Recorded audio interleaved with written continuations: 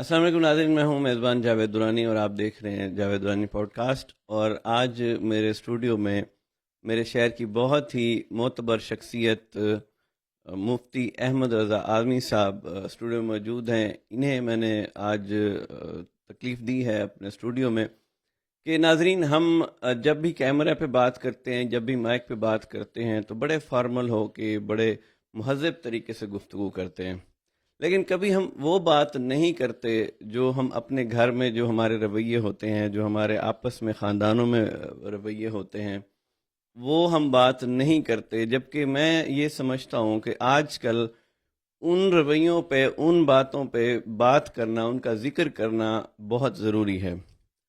تو مفتی صاحب، آج کا میرا جو موضوع گفتگو ہے وہ یہ ہے کہ اسلام میں جوائنٹ فیملی کا تصور ہے۔ جی، سب سے پہلے آپ کی ہدایت کے آپ نے یاد فرمایا اور اس خاص عنوان پر بات کرنے کا موقع ملا۔ جو آپ نے فرمایا کہ ہم کیمرے کے سامنے جو باتیں کرتے ہیں، عملی زندگی میں بعض اوقات ان پر عمل کرنے کا کوئی تصور ہی نہیں ہوتا، ارادہ بھی نہیں ہوتا۔ جی بالکل۔ تو بعض معاملات میں تو ہم سب لوگوں کے جو قول اور فعل میں تضاد ہے وہ بہت بڑھتا جا رہا ہے۔ یہ خلیج ہے، کہیں فاصلہ کم ہے اور کہیں زیادہ ہے، اور کہیں کہیں تو خالص مشرق اور مغرب تک کا فاصلہ ہے۔ فاصلہ چلا گیا ہے۔ خاندانی یہ جو جوائنٹ فیملی کا تصور ہے، مشترکہ خاندان کا، یہ کوئی شرعی حکم نہیں ہے۔ صحیح۔ یہ ہمارے رسم رسومات کے ساتھ اور جو بر صغیر پاک و ہند کا خاص طور پہ ایک تہذیبی تسلسل ہے، یہ اس کا حصہ ہے۔ مطلب ہم نے بہت ساری چیزیں دوسرے مذاہب کی اختیار کی ہوئی ہیں۔ جی، علاقائی حوالے سے بھی ہو سکتا ہے۔ جب جس علاقے میں ہم رہتے ہیں صحیح۔ تو اس علاقے میں جو پہلے لوگ جو چیزیں اپناتے تھے، اور بعض چیزیں ایسی ہیں جن کا تعلق ہمارے قبائلی روایات کے ساتھ ہے، اور شریعت ہم کیا جی کہتی ہے اس ہم نے ان بارے کو میں شریعت، ہم نے ان کو بھی شریعت کہ سمجھ اب لیتے ہیں۔ بیٹے کی آپ نے شادی کر دی جی، تو اگر تو وہ علیحدہ ہوتا ہے تو یہاں تو بہت بڑا ایک نافرمانی تصور کی جاتی ہے کہ اولاد کو عورت آئی اور جس نے پالا پوسا، جس نے اتنا گروم کیا، اور وہ جناب ایک عورت لے کے چلی گئی۔ شریعت کیا کہتی ہے اس کے بارے میں؟ اولاد کو والدین کی خدمت اور ادب کا حکم دیا گیا ہے، صحیح۔ لیکن یہ جو جوائنٹ فیملی کا مسئلہ ہے، اس کو اس خدمت اور ادب سے الگ کر لیا جائے۔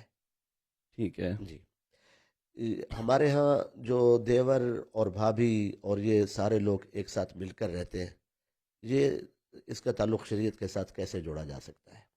یہ بہت جوائنٹ فیملی زبردست کے تصور لاجک ہے۔ سے صحیح۔ بالکل اسلامی اصولوں کے منافی ہے۔ صحیح۔ والدین کی خدمت اور ادب وہ تو اولین چیز ہے، صحیح۔ اور جوائنٹ فیملی کا تصور یہ الگ چیز ہے۔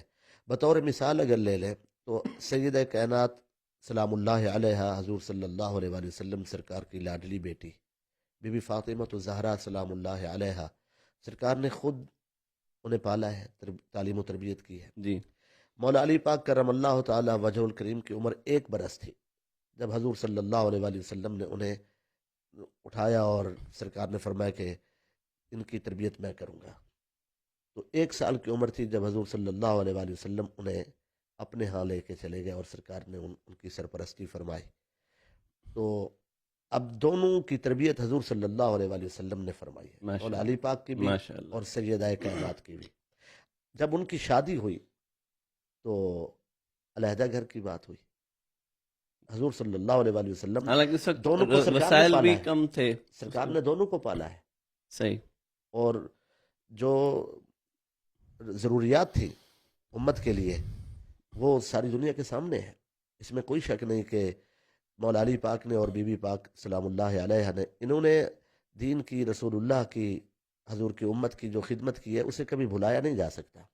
بے لیکن شک۔ انہیں پرائیویسی کا حق دیا گیا، انہیں الگ گھر کا حق دیا گیا، بہت خوب۔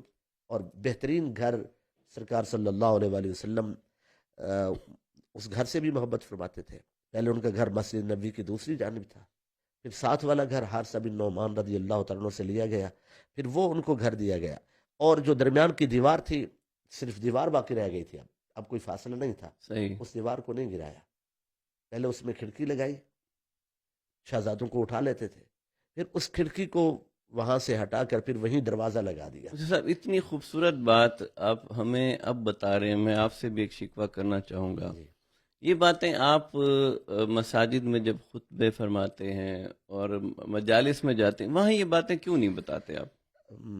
بس یہ کہ ہم اس معاشرے کے قیدی ہیں جی جی کہ اگر آپ یہ بات مجمع میں کریں گے تو لوگ یہی کہیں گے نا کہ پیو پتروں کو لڑوا مڑایا بیٹھے.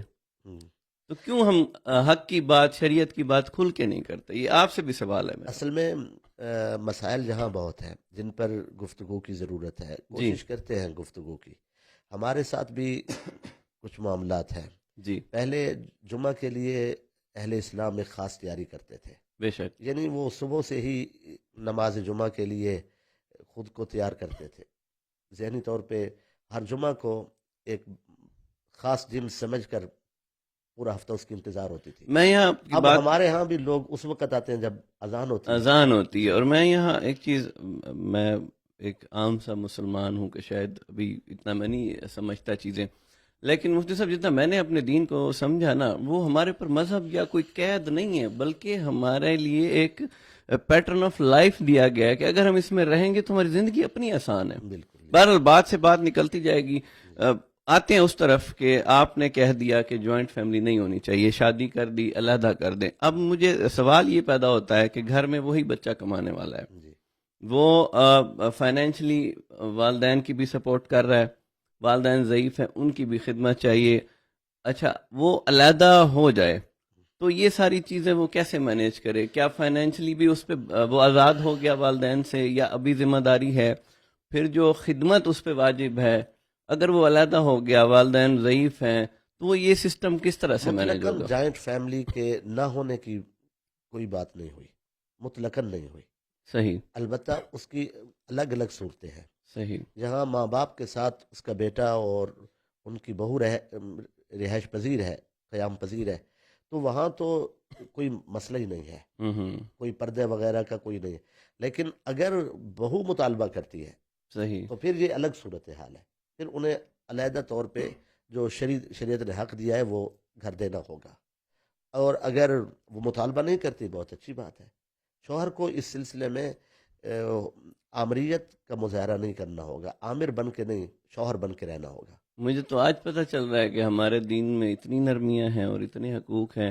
اچھا یہاں میں جاننا چاہوں گا. جی لیکن میں آپ کی یعنی تھوڑی سی گزارش، لیکن جہاں ایک مشترکہ گھر ہے اور بہت سارے لوگ رہ رہے ہیں تو ان کو ایک ساتھ رکھنا، جب بہت ساری برائیوں کا وہ موجب بنے یا مشکلات کا موجب بنے، حق تلفیوں کا موجب بنے. ہاں کچھ لوگ اب جوائنٹ فیملی کا جو ہمارے ہاں کچھ لوگوں نے خفیہ طور پہ اپنے کاروبار کر رکھے ہوتے ہیں، ہاں. خاندان مشترکہ چلتا رہتا ہے، جی جی جی اور جی. وہ اور کچھ لوگ مخلص ہوتے ہیں.